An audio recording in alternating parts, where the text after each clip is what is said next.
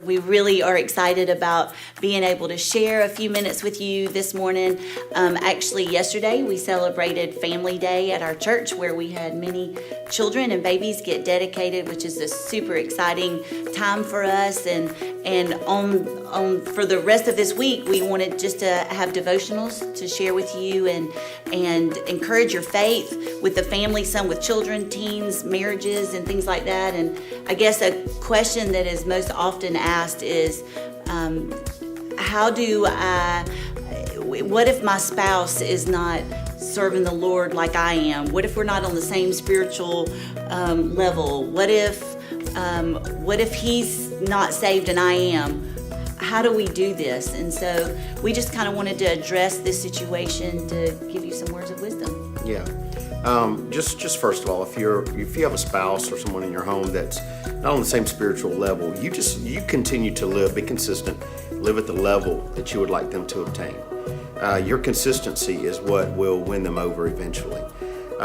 You're not living a spiritual life to make them jealous, but you do want to make them envious. And the difference is, jealousy is an emotion that can get you into a lot of trouble. It makes you want lustfully what somebody else has, but envy says, I like where they're at, now how do I get there? That's good. And so just live at the level you would like for them to come to.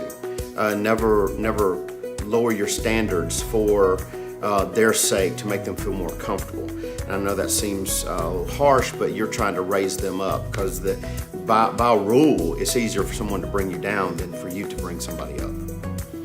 Also, if you have a spouse who is not believing, same rule applies, is to live consistently, live not piously, not religiously, not putting it in their face all the time. Condemnation never wins anybody. Never. But if they see you living a life where you are actually carrying out your convictions, you're not saying one thing on Sunday and living something else on Monday. If you live out your convictions, it really does bring bring them to a place where they want to pursue what you're pursuing.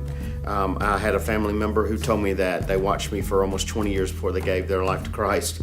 They waited for me to stumble and fall, but I never did. I just kept consistently going up, and sometimes it was big strides, sometimes very small. But when I never turned from it, they knew that was a God they wanted to follow. That's awesome. Yeah. And many times spouses want to pray together, and so many times, especially a woman, a lot of times is always like, I wish my husband would pray with me. I wish that he would, and sometimes it's just, saying the blessing is the biggest thing that you can get them to do right now.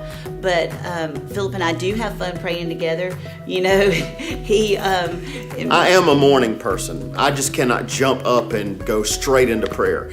I have a routine. I get up, I go use the restroom, I get a cup of coffee, I'll read just a snippet of news, and then I will open my Bible or listen to podcasts.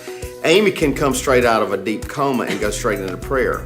So I'll let her tell the story about me, so go ahead. No. Well, one Sunday... Just 3 weeks ago. Yeah, 3 weeks ago. One Sunday, that night, we didn't sleep good. No. We didn't sleep good, and it was kind of funny, and Phillip comes in, and we always pray together, especially on Sunday mornings. And we have times where we come together and pray on specific days and things like that. It is common that everybody's schedules are different. Your work schedules are different. Some work night shifts, some are days.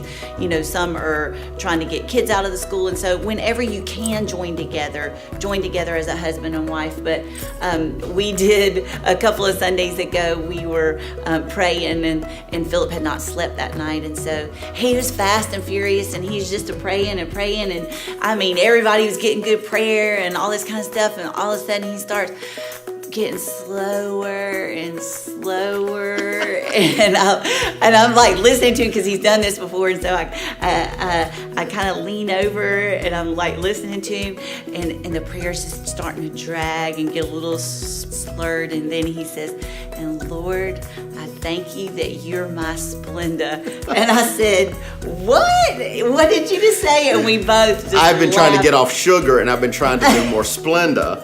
I don't know. I don't even know where that came from. Delirium, I guess. But it was a fun time to laugh together. So, it is kind of fun. And, you do sometimes get tired, when you're praying. And so it is fun to have a prayer partner. And so I know you had some scriptures that you wanted to share, but we do want to challenge you. Don't get frustrated with your spouse because they may not see what you see right now.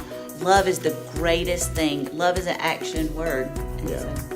And just a few things. Amy and I pray very differently. Amy can get up and pray for an extended period of time, whereas when I get up and pray, I'll pray over our family. I'll pray general things that come to me early in the morning, but I'll pray throughout the day. Something will come to my heart, and I'll stop and I'll pray about it.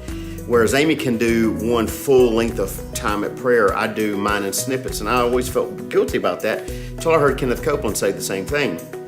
Same thing about he and Gloria. She gets up and prays for a long period of time. He prays all throughout the day. And 1 Thessalonians 5:17 says, pray without ceasing. And I think that's most important is no matter what your habit of prayer, if it's like mine or hers, continue to pray.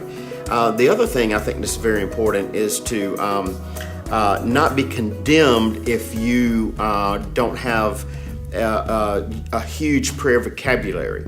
I think it's just important just to pray. I think and another thing is don't condemn your spouse or condemn someone that you pray with because they don't pray the length of time or their schedule may get mixed up. Condemnation, like I said, never wins anybody. And so I think that's very important because what happens in prayer when you have somebody pray with, especially your spouse, individually I have the power of 1,000 when I pray by myself, but when we pray together, we have the power of 10,000.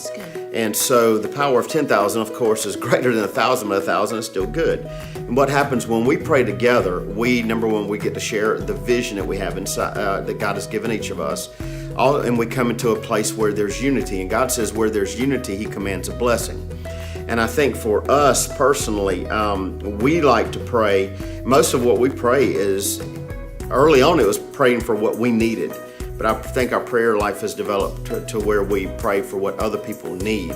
And what I've seen happen is when we change that habit of just praying for what we need and praying for what others need, God is giving us what we need because we're chasing righteousness and righteous things are chasing us. So, Amen. I love you. I love you.